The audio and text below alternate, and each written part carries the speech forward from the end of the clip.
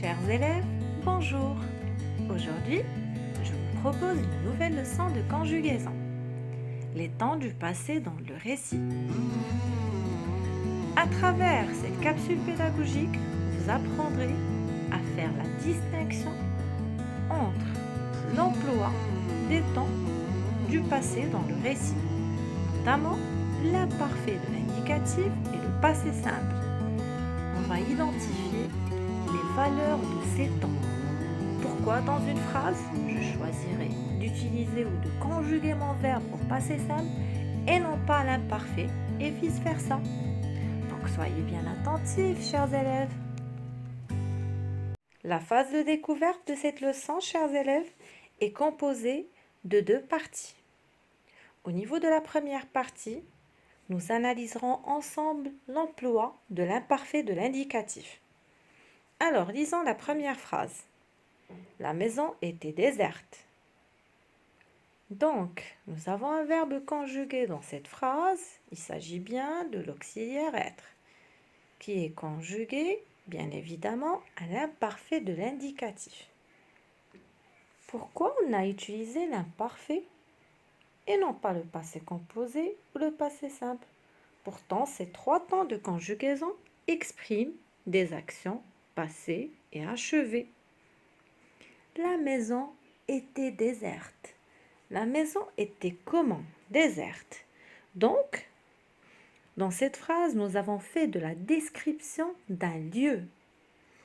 Pour réaliser une description dans le passé, il est bien judicieux d'utiliser l'imparfait. Donc, c'est sa première utilité ou son premier emploi, on va dire. Deuxième phrase.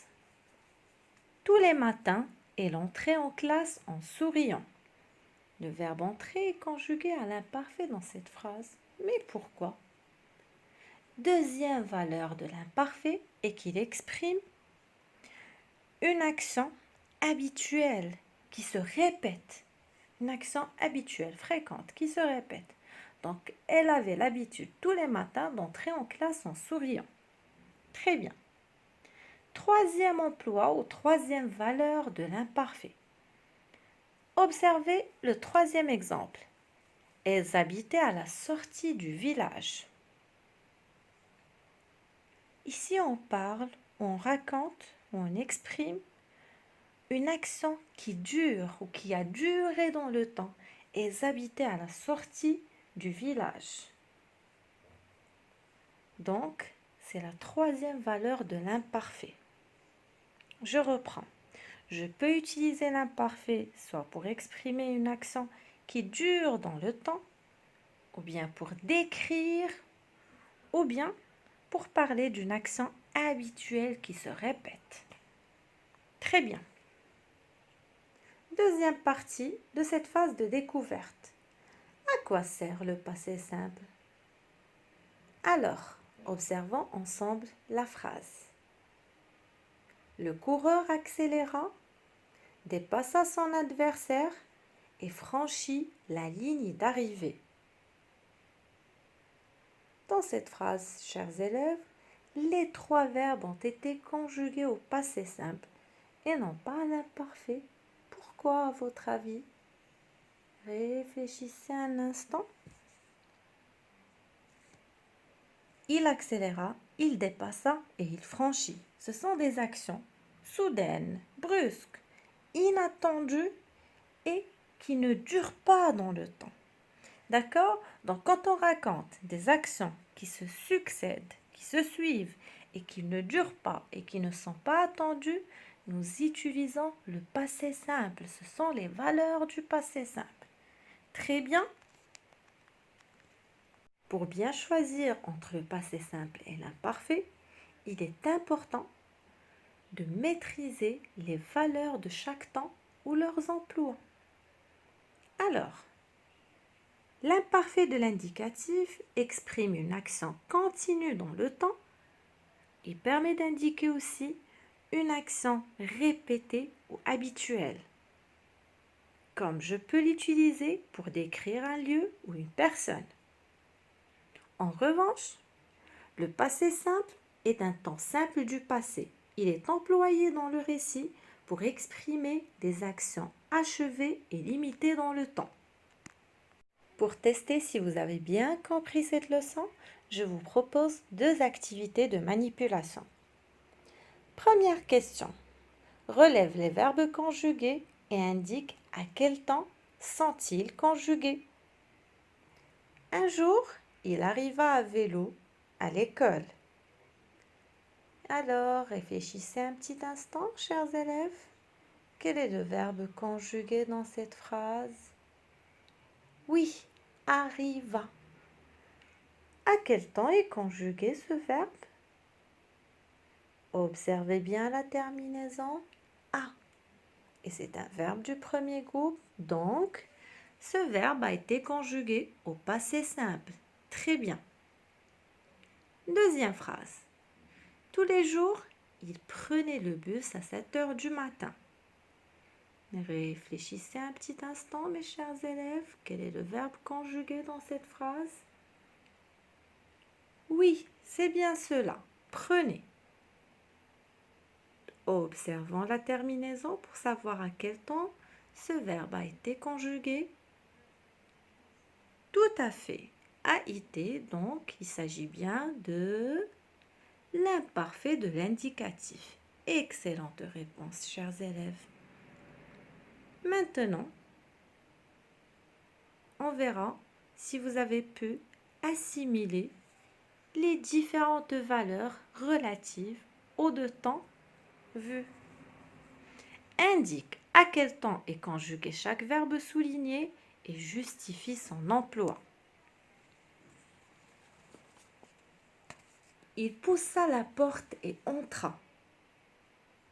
Nous avons 2 verbes conjugués dans cette phrase. À quel temps? Réfléchissez. Au passé simple, c'est bien cela. Observons la terminaison a, troisième personne du singulier. Très bien.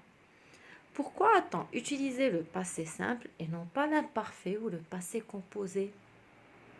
On réfléchit. Il poussa et entra. Donc c'est une action soudaine et très courte. Elle ne dure pas dans le temps. C'est pour cela que dans cette phrase, nous avons utilisé le passé simple. Bien. Deuxième phrase.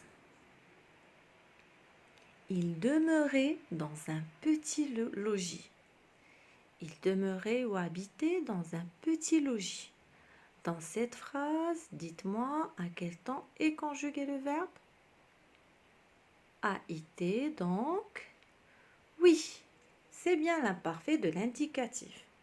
Pourquoi a-t-on utilisé l'imparfait et non pas le passé simple, à votre avis, chers élèves? Il demeurait dans un petit logis. Oui, nous avons utilisé l'imparfait de l'indicatif pour exprimer une action qui a duré dans le temps. Très bien. Troisième phrase. Il avait l'air mélancolique ou triste. Il avait l'air.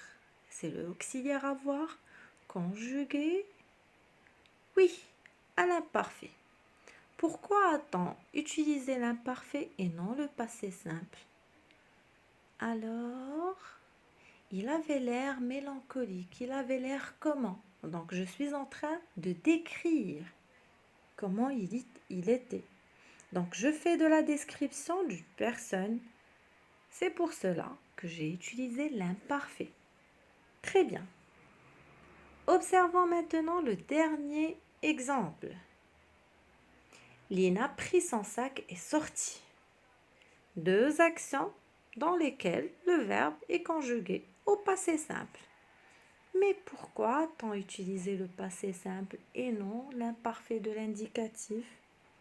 Lina prit son sac et sortit. C'est une action brève, courte, qui ne dure pas. Et ce sont 2 actions qui se succèdent, qui se suivent. Donc, c'est pour cela que nous avons utilisé le passé simple et non l'imparfait. J'espère qu'à travers ces 2 activités, vous avez pu avoir plus de visibilité pour mieux assimiler la distinction ou les points de différence entre l'utilisation du passé simple et l'utilisation de l'imparfait de l'indicatif. Récapitulons ensemble, chers élèves. Au passé, nous pouvons utiliser plusieurs temps, notamment l'imparfait et le passé simple. On emploie généralement l'imparfait, soit pour réaliser de la description, pour exprimer des actions qui durent dans le temps, ou bien pour raconter des actions habituelles qui se répètent. Par contre, nous employons le passé simple pour exprimer des actions qui se suivent, qui sont très brèves, soudaines et inattendues. Sur ce, je vous remercie infiniment de votre attention et je vous dis à très bientôt.